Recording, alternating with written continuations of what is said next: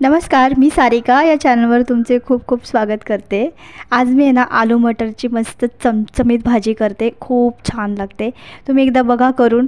प्रत्येकाची पद्धत ना थोडीशी वेगळी असते, ही पद्धत तुम्हाला नक्कीच आवडेल आणि रेसिपी पूर्ण बघा। जर आवडत असेल व्हिडिओ तर व्हिडिओला लाईक करा, नवीन असेल तर चॅनल सबस्क्राईब करून घ्या।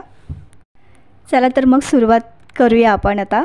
ते बघा मी इथे सुरुवात केलेली आहे। 2 बटाटे घेतलेत आणि इथे पाव किलो मटार मी सोलून घेतलेला होता, त्यातला थोडासा वाचून घेतला। नेहमीच थोडासा जरा वाचूनच घ्यायचा, म्हणजे कशात पण वापरता येतो किंवा थोडासा पुलाव बनवायचा असेल तरी सुद्धा तो वाटाणा आपल्याला वापरात येतो नंतर, किंवा उपमा वगैरे करायचा असेल तर।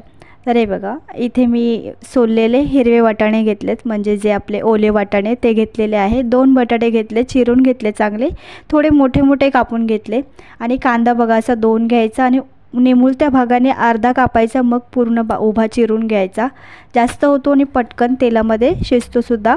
आणि चांगला बारीक टोमॅटो करून घ्यायचा। बघा इथे मी 1 टोमॅटो घेतलेला आहे, चांगला बारीक कापायचा आहे। मस्त भाजी होते। आणि बटाटे बघा तुम्ही कमी पाण्यामध्ये चांगली शिजवून घ्याल, इतकी छान ही भाजी होते आणि बटाटे अजिबात कच्चे सुद्धा राहत नाहीत। तर चला सुरुवात करूया। आणि हे बघा इथे थोडेसे मी कढीपत्त्याची पानं पण घेते।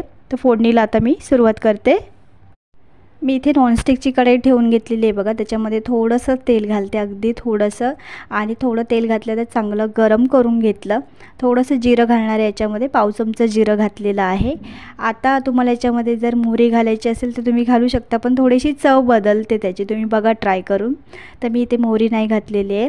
आणि याच्यामध्ये कढीपत्त्याची पानं आणि उभा चिरलेला कांदा घातलेला आहे। कांदा आपल्याला फक्त मऊ होईपर्यंतच परतवायचा आहे। 1-2 मिनिटे मी बघा इथे परतून घेतलेला आहे।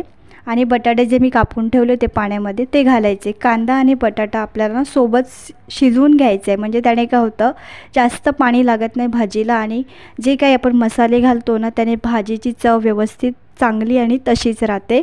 तर बटाटासुद्धा 1-2 ते 3 मिनटं मी परतून घेतला। त्याच्यामध्ये थोडंसं ना मीठ घातलं होतं मी, तुम्ही पाहिलं असेल। आता आलं लसूण पेस्ट घालते।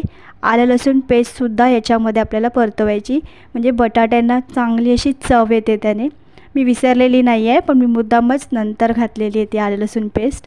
आता 2 मिनटं फक्त वाफ काढून घ्यायची बटाट्यांना। आणि कांदे आणि बटाटे बघा हलके शिजलेले आहेत, कांदासुद्धा चांगला लालसर झालेला आहे। आता याच्यामध्ये ना मी टोमॅटो घालून घेते, आणि टोमॅटो फक्त आपल्याला नरम करायचं याच्यामध्ये चांगले। आणि 3 ते 4 मिनटं चांगलं परतून घ्यायचं सगळं, म्हणजे हे परतवण्यामुळे काय होतं की बटाटे त्याच्यामध्ये शिजले जातात, 50% तरी शिजले जातात। आता याच्यामध्ये हळद घालायची। हळद घातल्यानंतर सुद्धा पुन्हा एकदा मी चांगलं मिक्स करून घेते। हळदसुद्धा आपल्याला या तेलामध्ये चांगली शिजवून घ्यायची आहे। आता फक्त 1 मिनिट परतवल्यानंतर याच्यामध्ये मी मालवणी मसाला घातलेला आहे, आणि हा किचन किंग मसाला। थोडंसं पाणी घातलं, सगळे मसाले चांगले पटकन शिजतील यासाठी। आणि पुन्हा एकदा चांगलं मी परतून घेणार आहे मिनिटभर तरी।